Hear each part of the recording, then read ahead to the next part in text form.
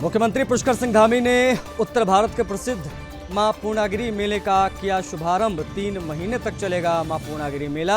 मेले में आएंगे 40 लाख श्रद्धालु।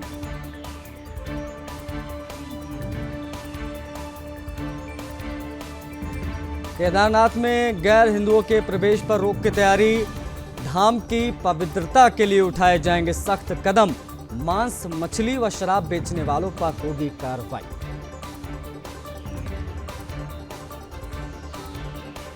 राज्यपाल लेफ्टिनेंट जनरल गुरमीत सिंह ने अंतर्राष्ट्रीय योग महोत्सव 2025 के समापन समारोह में लिया भाग। समापन समारोह में 75 देशों के 1500 योग साधकों ने हिस्सा लिया। टिहरी गढ़वाल के प्रसिद्ध लोक गायक पवन सेमवाल ने सैनिक के साथ हुई मारपीट की घटना पर जताया कड़ा विरोध। पवन सेमवाल ने नकारा विधायकों और मंत्रियों के बहिष्कार की अपील।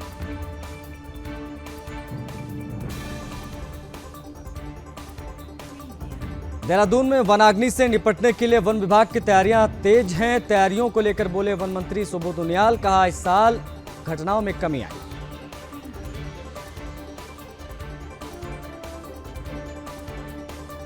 चारधाम यात्रा को ग्रीन चारधाम यात्रा बनाने के लिए अभियान की शुरुआत।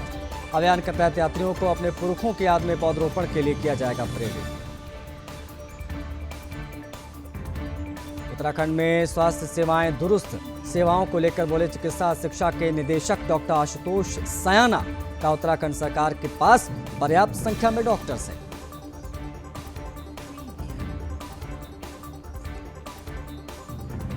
विकासनगर के रेस्टोरेंट में शरारती तत्वों ने लगाई आग। आग लगने से जलकर राख हो गया रेस्टोरेंट।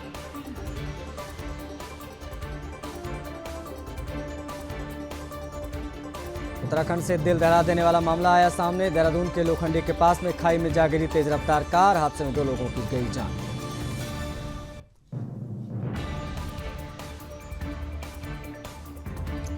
उत्तराखंड में मौसम ने फिर बदली करवट। लगातार बारिश के कारण एक बार फिर से तापमान में गिरावट। सभी अधिकारियों को अलर्ट मोड पर रहने के निर्देश।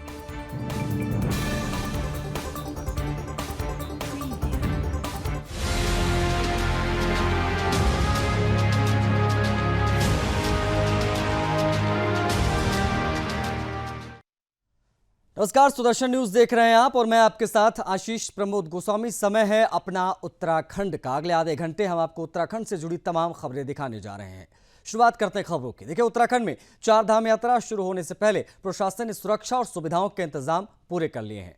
राष्ट्रीय और राज्य राजमार्गों को गड्ढा मुक्त किया जा रहा है और अब शहरों की सड़कों की मरम्मत भी शुरू हो गई है।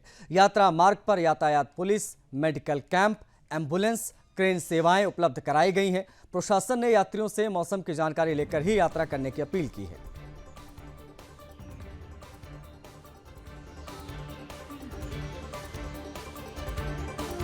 चारधाम यात्रा से पहले सड़कें गड्ढा मुक्त हों, ये प्रशासन के प्रयास इस दिशा में दिखाई दे रहे हैं। जो राष्ट्रीय राजमार्ग हैं और राज्य राजमार्ग जो हैं उनको गड्ढा मुक्त करने के बाद में अब जो शहर हैं, फिर चाहे वो ऋषिकेश हो या हरिद्वार हो, हर जगह पर सड़कों को जो है वो गड्ढा मुक्त किया जा रहा है। इस दिशा में लगातार प्रशासन अलर्ट नजर आ रहा है। यात्रियों की सुरक्षा के लिए ट्रैफिक और मेडिकल सेवाएं भी तैनात की जा रही हैं। भूस्खलन वाले इलाकों पर विशेष निगरानी रखी जा रही है। विशेष अपील भी लोगों से की गई है। 30 अप्रैल से जो चारधाम यात्रा शुरू होने जा रही है उसमें आने से पहले मौसम एक बार ज़रूर आप लोग देख लें, क्या फोरकास्ट है, उसको देखकर ही आप यात्रा की शुरुआत करें, क्योंकि आमतौर पर लोग बिना जाने समझे चारधाम यात्रा पर निकलते हैं और मौसम एकाएक खराब हो जाता है तो दिक्कतें होती हैं। इसलिए शासन प्रशासन ये अपील कर रहे हैं कि विशेष तौर पर मौसम देखकर ही आप लोग यात्रा करें। बाकी जो प्रशासन के स्तर पर तैयारियां हैं उसको पूरा किया जा रहा है चारधाम यात्रा से पहले। फिर चाहे वो सड़कों को गड्ढा मुक्त करने की बात हो या मेडिकल सेवाएं हो या फिर ट्रैफिक के जो तमाम प्लान्स हैं उसको लेकर लगातार डिस्कशन जारी है। लगातार धरातल पर तैयारियां दिखाई दे रही हैं।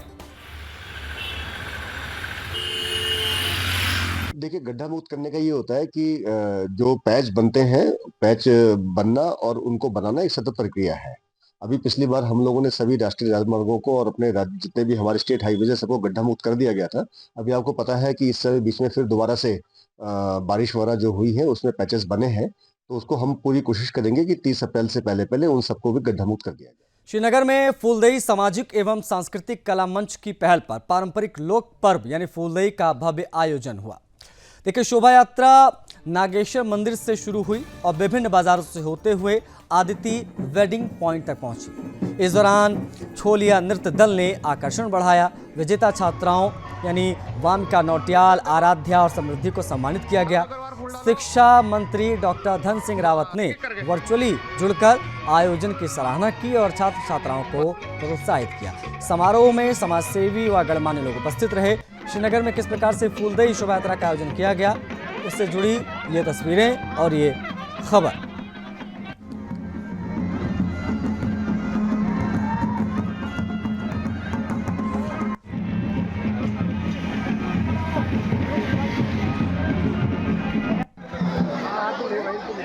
मेरा पहली बार का एक्सपीरियंस है यहाँ, तो हम लोग घरों में फूल डालने जाएंगे और यहाँ हमारा कंपटीशन है। हमने डोली भी लाई हुई है और मैं पहाड़ी टोपी और कुर्ता और पैजामा के साथ यहाँ आया हूँ।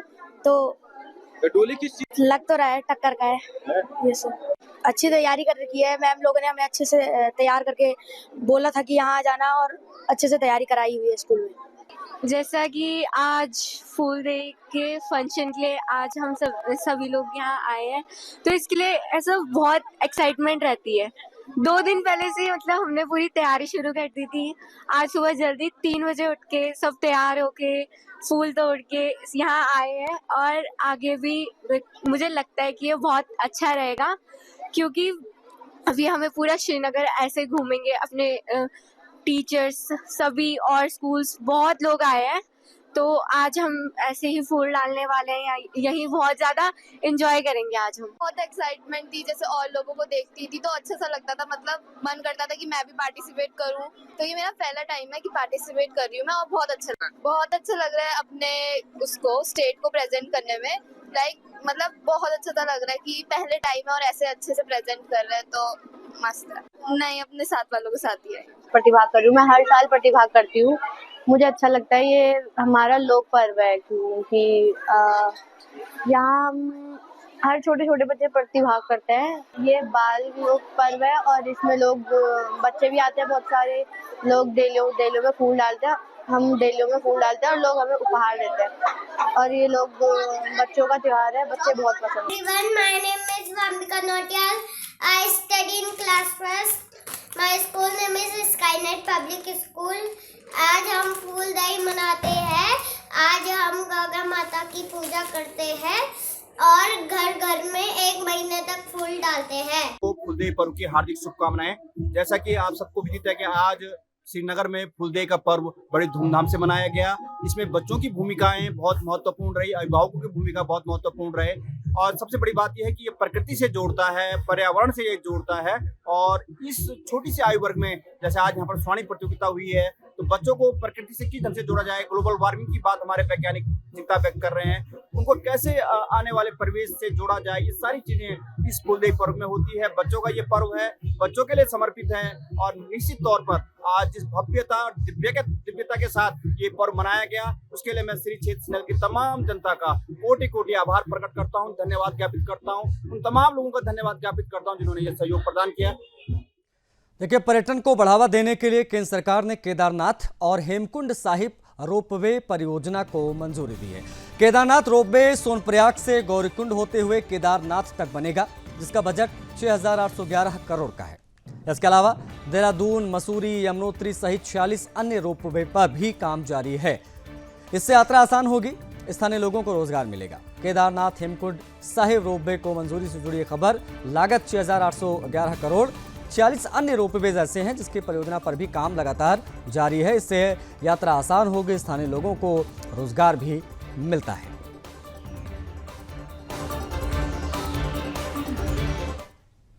राज्य में वर्तमान में हमारा एक प्रोजेक्ट जो सुरकुंडा देवी का है वो कमीशन कर दिया गया है, जिसके माध्यम से रेवेन्यू का आय भी हमें राज्य को प्राप्त हो रही है।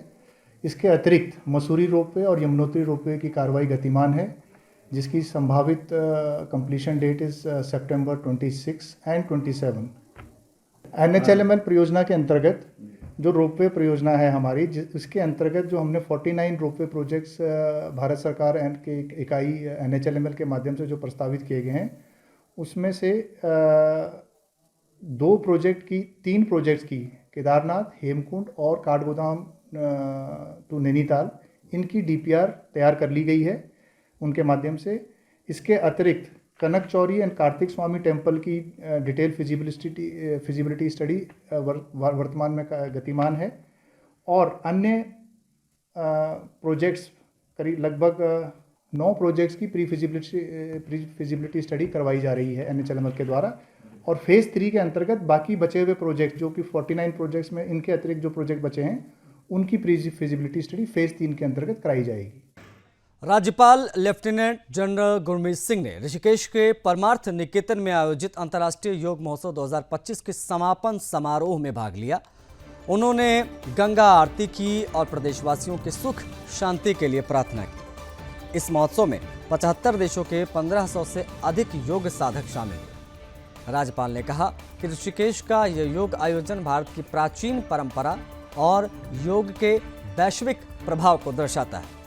उन्होंने सभी योग साधकों को योग के ब्रांड एम्बेसडर बताते हुए नजर आए और कहा कि योग अपनाकर वे इसे दुनिया भर में फैला रहे हैं। राज्यपाल ने प्रधानमंत्री मोदी के नेतृत्व में योग के अंतर्राष्ट्रीय प्रचार की भी सराहना की। उन्होंने कहा कि संयुक्त राष्ट्र द्वारा 21 जून को अंतर्राष्ट्रीय योग दिवस घोषित करना योग की महत्ता को दर्शाता है। योग हमें शांति, एकता की भावना से जोड़ता है, जिससे पूरी दुनिया को एक परिवार के रूप में देखने की प्रेरणा मिलती है। राज्यपाल ने योग महोत्सव का समापन कार्यक्रम किया और दरअसल 75 देशों के 1500 योग साधकों ने इसमें हिस्सा लिया था। ऋषिकेश में उन्होंने गंगा आरती भी की, पूजन अर्चन हुआ। योग से विश्व एकता और शांति का राज्यपाल ने संदेश दिया।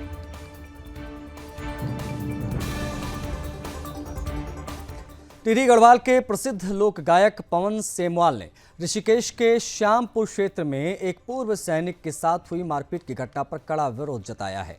उन्होंने इस घटना को उत्तराखंड सरकार की नाकामी बताते हुए कहा कि प्रदेश में कानून व्यवस्था पूरी तरह से चरमराई हुई है। सेमवाल ने कहा कि उत्तराखंड में एक पूर्व सैनिक को घर से घसीटकर पीटा जाना बेहद शर्मनाक है। उन्होंने सवाल उठाया कि जब एक सैनिक ही प्रदेश में सुरक्षित नहीं है तो आम जनता का क्या होगा। उन्होंने इसे उत्तराखंड सरकार की कमजोर कानून व्यवस्था और निष्क्रिय प्रशासन का परिणाम बताया। पवन सेमवाल ने उत्तराखंड के मुख्यमंत्री पुष्कर सिंह धामी की सरकार की तुलना उत्तर प्रदेश की योगी सरकार से करते हुए कहा कि वहां अपराधियों पर सख्त कार्रवाई होती है, लेकिन उत्तराखंड सरकार में ऐसी दृढ़ इच्छा शक्ति दिखती नहीं है। उन्होंने आरोप लगाया कि सत्ता में बैठे लोग केवल अपनी जेब भरने में लगे हैं, जबकि प्रदेश की जनता समस्याओं से जूझ रही है। सेमवाल ने कहा कि उत्तराखंड में बेरोजगारी चरम पर है, भ्रष्टाचार बढ़ रहा है, महिलाएं सुरक्षित नहीं है। उन्होंने ये भी आरोप लगाया कि सत्ताधारी नेता पहाड़ी समाज का अपमान भी करते हैं, लेकिन प्रदेश के अन्य नेता इस पर चुप्पी साधे बैठे रहते हैं। पूर्व सैनिक से मारपीट पर पवन सेमवाल का यह आक्रोश और से जुड़ी ये खबर, ये जो मारपीट हुई सैनिक के साथ, वो वीडियो भी हम आपको दिखा रहे हैं। उत्तराखंड के मुख्यमंत्री पुष्कर सिंह धामी ने चैत्र प्रतिपदा में उत्तर भारत के प्रसिद्ध मां पूर्णागिरि मेले का विधिवत शुभारंभ भी किया। लेकिन उन्होंने पूजा अर्चना की और पूजा अर्चना के बाद मेले का उद्घाटन किया और फीता काटा। इस मौके पर मुख्यमंत्री का स्वागत स्थानीय जनता और कार्यकर्ताओं द्वारा पुष्प वर्षा एवं माता के जयकारों के साथ किया गया। मां पूर्णागिरि धाम का मेला उत्तर भारत के प्रमुख मेलों में से एक है, जिसमें हर साल लाखों श्रद्धालु माता के दर्शन के लिए आते हैं। इस साल मेले का आयोजन 15 मार्च से 15 जून तक 3 महीने के लिए किया जाएगा और अनुमान है कि इस दौरान लगभग 30 से 40 लाख श्रद्धालु मां पूर्णागिरि के धाम पहुंचेंगे। मुख्यमंत्री ने मेला शुभारंभ के अवसर पर कहा कि उत्तराखंड सरकार ने निर्णय लिया है कि पूर्णागिरि मेला अब साल भर चलेगा, जैसे प्रदेश के अन्य मेलों का संचालन होता है। साथ ही उन्होंने ये भी कहा कि भविष्य में श्रद्धालु यहाँ आने के बाद अन्य पौराणिक मंदिरों और तीर्थ स्थलों का भी दर्शन कर सकेंगे। इसके लिए मानसखंड यात्रा के रूप में मंदिरों का पुनर्विकास किया जा रहा है। मुख्यमंत्री धामी ने यह भी कहा कि श्रद्धालुओं की यात्रा को सुविधाजनक बनाने के लिए लगातार नए रास्तों, पुलों, स्वास्थ्य सुविधाओं और अन्य अवसंरचनाओं का विकास किया जा रहा। साथ ही टनकपुर में नए ISBT बस स्टेशन का निर्माण भी जल्द से जल्द पूरा होने वाला है। इसके अलावा श्रद्धालु शारदा नदी में रिवर राफ्टिंग का आनंद भी ले पाएंगे। हमारे देश में हमारे भारतीय जनता पार्टी के वरिष्ठ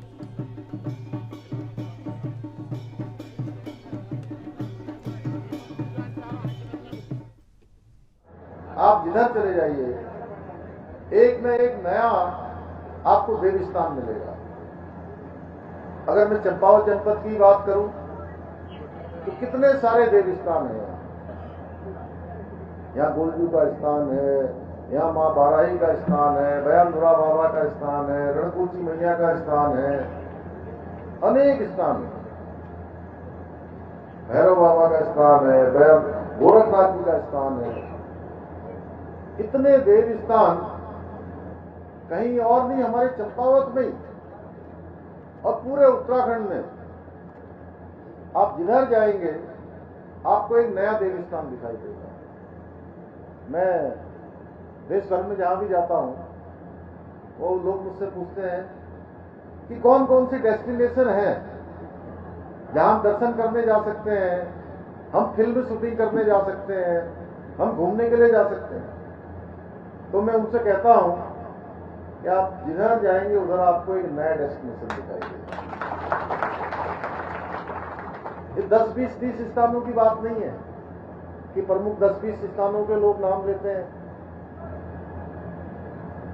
मां पूर्णागिरी का नाम तो खैर अभी किशन पांडे जी बता रहे थे 1620 से जो है यहाँ पर पूजा पाठ हो रही है।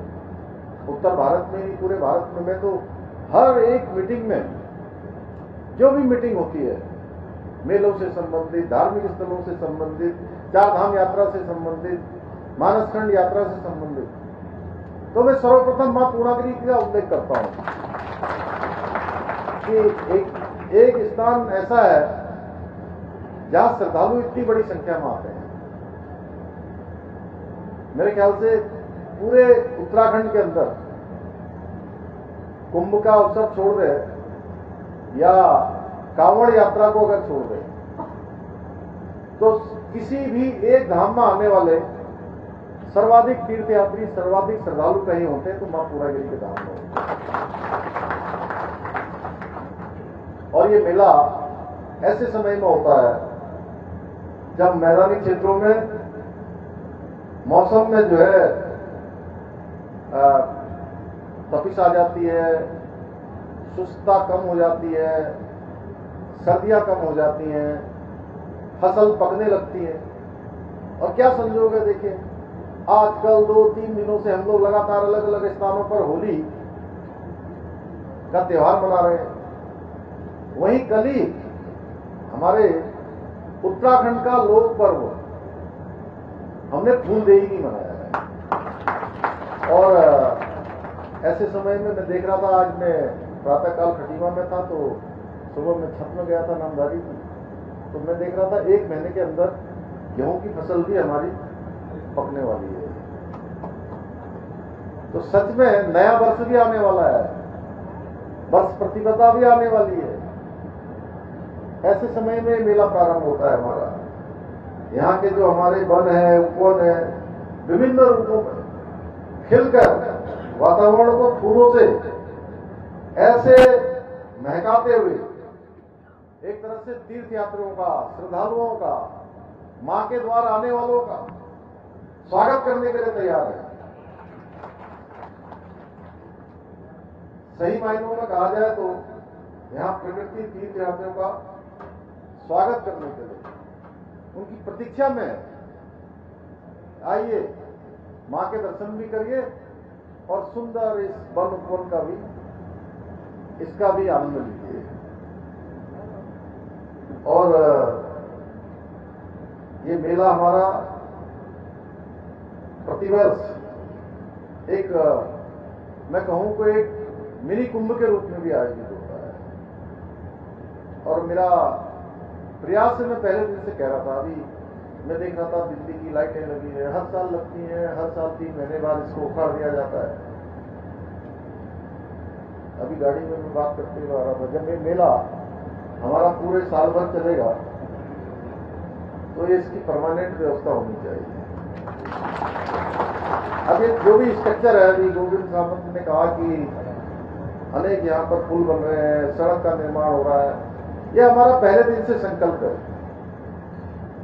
और 1620 में जब मैया ने यहाँ पर तिवारी जी के पूर्वजों ने इसकी स्थापना करी थी तो ये उसी समय मैया ने तय किया होगा कि 21वीं सदी में, जैसे हमारे प्रधानमंत्री जी ने कहा ना, वहाँ बाबा केदार के धाम से उनके मुख से शब्द निकले कि 21वीं सदी का ये दशक उत्तराखंड का दशक होगा।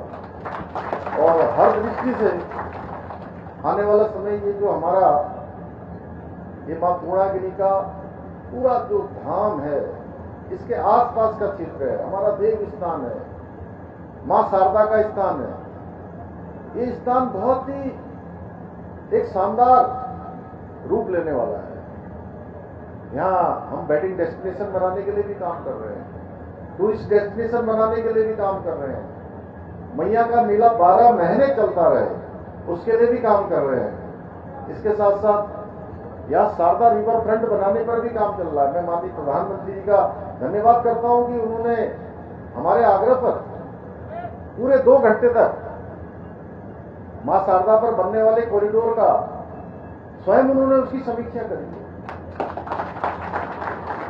आने वाले समय में एक बड़ा सर्किट यहाँ बनने वाला है कि तीर्थयात्री हमारे यहाँ आए और यहाँ आने के बाद केवल एक प्रतियोगिता जैसी न करें पांडे जी, जैसे प्रतियोगिता होती है ना कि माँ को ढोक लगानी है और ढोक लगा के वापस चले जाना है। हम तो जाते हैं, ढोक लगाओ, आराम से आओ, ढोक लगाओ, उसके बाद एक दिन रणकुटी जाओ, एक दिन जो है माँ बाराही जाओ, एक दिन जो है हमारा रीठा साहब जाओ, एक दिन बयानधुरा बाबा जाओ, एक दिन गोलजू के यहाँ दर्शन करने जाओ, हमारा है गोरखनाथ जाओ। पूरा जो है पूरा एक सर्किट बनाकर आसपास के 3-4 दिनों का कार्यक्रम बना के आए। शारदा कॉरिडोर भी जो है उसी का एक रास्ता है, उसी का एक स्वरूप है। लोग आएंगे, जाएंगे, अपने बच्चों के लिए अच्छा स्थान बनाएंगे। अभी 11 नहीं, 2 पार्किंग अभी और कल ही मैंने स्वीकृत करी है यहाँ आने से पहले, अब 13 हो गई है। 13 मल्टी पार्किंग, अभी कोई पढ़ रहा था यहाँ से 11 बन रही है, 11 नहीं अब 13 स्वीकृत हो गई, हर जगह पर बन रही है। टनकपुर का हमारा बस अड्डा जो पहले 56 करोड़ स्वीकृत हुए थे, अब वो जो है 200 करोड़ से भी ज्यादा स्वीकृत हमने उसमें कर दिया। बड़ा टर्मिनल ISBT बनने जा रहा है। अच्छा है आपने खटीमा में बाईपास भी बना दिया, अब तो आसानी से जो है लोग यहाँ जाए, क्यों नामधारी में कोई दिक्कत नहीं होगी। आपके लिए भी सुविधा है, इनके लिए भी सुविधा है। पहले ये अंदर से जाते थे तो लोग जाम लगता था, धूल उड़ती थी, एक्सीडेंट होते थे, रोड खड्डे मट्टे। अब तो पता लगता है वर्मा जी कहाँ कब झंकट पहुंच गए पता ही नहीं लगता होगा। चुकी पार यहाँ से उठाया आपने और जो है सीधे पार। क्यों हरीश जोशी जी आप बहुत हंस रहे हैं, क्यों भट्ट जी? सब सुविधाएं हो रही हैं और ये सब मैया की कृपा से हो रहा है। रेखा देवी जी बैठी हैं, इसमें नाम नहीं लिखा, देखो नाम लिखने वाले ने कितनी गलती करी। तो उसी समय तय कर दिया था मैया ने, हमारे प्रधानमंत्री जी के मुख से वो शब्द ऐसे नहीं निकले, वो बार बार कहते हैं, हर मीटिंग में कहते हैं कि ये शब्द मेरे मुंह से अचानक निकल गए। उन्होंने बाबा के दर्शन करे और अचानक उनके मुख से निकले कि आने वाले 10 साल ये उत्तराखंड की प्रगति के साल होंगे। उत्तराखंड हिंदुस्तान का अग्रणी राज्य बने, हर क्षेत्र में उत्तराखंड का नाम होगा, हर दृष्टि से उत्तराखंड आगे बढ़ेगा, विकास की दृष्टि से भी बढ़ेगा, विकास विरासत की दृष्टि से भी बढ़ेगा, संस्कृति की दृष्टि से भी बढ़ेगा, उन्नति की और प्रगति की दृष्टि से भी उत्तराखंड आगे बढ़ेगा। ऐसा उत्तराखंड मैया की कृपा से बनेगा। उस समय थोड़ी ना विचार आया होगा 1620 में कि जो है एक दिन यहाँ पर ऐसी चहल पहल हो जाएगी, ऐसा यहाँ कॉरिडोर बन जाएगा, शारदा में काली में और शारदा में रिवर राफ्टिंग हो जाएगी। और रिवर राफ्टिंग ही नहीं, मैंने हर जगह कहा कि world Guinness book of world record. बढ़ेंगे आगे। केदारनाथ भारत के सबसे महत्वपूर्ण हिंदू तीर्थ स्थलों में से एक है, आप सभी जानते हैं। देखिए, यहाँ लाखों श्रद्धालुओं के लिए यह आस्था का केंद्र है। यह मंदिर भगवान शिव को समर्पित है और हिंदू धर्म में विशेष स्थान रखता है। धार्मिक दृष्टिकोण से इस तरह के कदम को पवित्रता और आस्था की रक्षा के रूप में देखा जा सकता है कि कई श्रद्धालु इस विश्वास के साथ आते हैं कि इस मंदिर में प्रवेश केवल उन्हीं के लिए है जो विशेष रूप से हिंदू धर्म से संबंधित है। ऐसे में इस कदम को धार्मिक स्थलों के संरक्षण और उनकी पवित्रता बनाए रखने के रूप में देखा जा सकता है। लगातार केदारनाथ यात्रा में बढ़ रहे व्यापार जिहाद पर भी अंकुश लगेगा, क्योंकि केदारनाथ में अब गैर हिंदुओं के प्रवेश पर प्रतिबंध लगाने की तैयारी चल रही है। इस बात की जानकारी स्थानीय विधायक आशा नौटियाल ने दी। आशा नौटियाल ने कहा कि कुछ गैर हिंदू यानी कि मुसलमान केदारनाथ धाम को बदनाम करने के लिए वहां पर मांस, मछली और शराब परोसने का कार्य करते हैं। ऐसे में उन लोगों को चिन्हित करते हुए उन पर प्रतिबंध लगाया जाएगा। उनका भी यही प्रयास है। उन्होंने आगे कहा कि पिछले दिनों प्रभारी मंत्री सौरभ बगुड़ा ने भी वहाँ पर तमाम लोगों के साथ बैठक की थी, जिसमें ये सुझाव भी आया था कि गैर हिंदू केदारनाथ धाम को बदनाम करने की कोशिश करते हैं, उन्हें चिन्हित किया जाए और उन पर पूरी तरह से प्रतिबंध लगाया जाए। केदारनाथ में गैर हिंदुओं के प्रवेश पर रोक की तैयारी है, इसलिए इस कदम को सराहनीय कदम कहा जा रहा है, क्योंकि मांस, मछली और शराब बेचने वाले ये तमाम जिहादी मानसिकता के लोग, इनको वहां पर रोका जाए, इस दिशा में प्रयास शुरू कर दिए गए हैं। उत्तराखंड के पवित्र केदारनाथ धाम में अब गैर हिंदुओं पर यानी कि मुसलमानों के प्रवेश पर प्रतिबंध लगाने की बात की जा रही है। मेरे साथ खास बातचीत के लिए केदारनाथ से विधायक आशा नौटियाल जी मौजूद है। मैडम, बहुत बहुत स्वागत है आपका। एक अच्छी पहल की आपने शुरुआत करी है। काफी लंबे समय से मांग भी हो रही थी कि गैर हिंदुओं को यानी कि मुसलमानों के प्रवेश पर वर्जित लगाना चाहिए, क्योंकि कहीं वो गैर कानूनी काम करते थे। जैसे कि हम मीट की बात करें, मांस की बात करें, शराब वितरण की बात करें, ये सब कामों में वो पाए भी गए हैं। अब आपने पहल करी है, क्या कुछ कहेंगे इस पे? जी बिल्कुल, अभी मैंने एक मीटिंग करी थी जो स्थानीय व्यवसायों के साथ वहाँ की व्यवस्था के संबंध में थी। उसमें भी ये बात खुलकर आई है, लोगों ने, स्थानीय व्यवसायों ने बोली है। तो निश्चित तौर पर यहाँ वहाँ पर जो भी गैर हिंदू लोग इस तरह की हरकतें कर रहे हैं, उन चीज़ों पे, उन लोगों पे प्रतिबंध लगना चाहिए। और दुनिया से लोग वहाँ पे धार्मिक आस्था को लेके आते हैं, उनकी भावनाओं पे ठेस नहीं पहुँचनी चाहिए, आहत नहीं होनी चाहिए। जिस भाव को लेकर लोग बाबा केदार के और यहाँ दर्शन करने आते हैं देवभूमि में, उसी भाव को लेकर लोग वापस जाए, ऐसा मेरा निवेदन है। मैडम, लास्ट ईयर की केदारनाथ यात्रा में मैं खुद गया था। जब मैं पैदल जा रहा था, तमाम ऐसे घोड़े वाले भी थे जो अपना नाम बदलकर वहाँ पर घोड़े चला रहे थे और तमाम हिंदू श्रद्धालुओं को परेशान भी करते हैं, क्योंकि अधिकतर जो है वो मुसलमान है और कश्मीर से आते हैं। हिंदू श्रद्धालु भी काफी परेशान होते हैं मुस्लिम घोड़े वालों पर। तो इस बारे में आप क्या कहेंगे? देखिए, जैसे मैंने कहा है कि जो भी मतलब वहाँ पे गलत हरकत में लिप्त है, गैर हिंदू है, तो उस पे प्रतिबंध होना चाहिए। तो सरकार को आपने कोई पत्र लिखा प्रतिबंध लगाने की बात कही? मैडम जी, अभी मिलूंगी मैं। किनसे मिलेंगे आप और कब मिलेंगे? जल्दी मिलूंगी। तो बिल्कुल देखिए, यह एक तरीके से केदारनाथ से शुरुआत कही जा सकती है कि विधायक आशा नौटियाल ने ये मामला उठाया है। उम्मीद है सरकार जल्द ही होश में आए और अन्य जो उत्तराखंड के पवित्र स्थल है उन पर भी गैर हिंदुओं के प्रवेश पर वर्जित लगे, क्योंकि उत्तराखंड की जनता लगातार ये मांग कर रही है। देहरादून से मैं कृष्णा कुमार, सुदर्शन न्यूज के लिए। चलिए, इसी के साथ अपना उत्तराखंड में फिलहाल के लिए इतना ही। मुझे आज्ञा दीजिए। जय हिंद।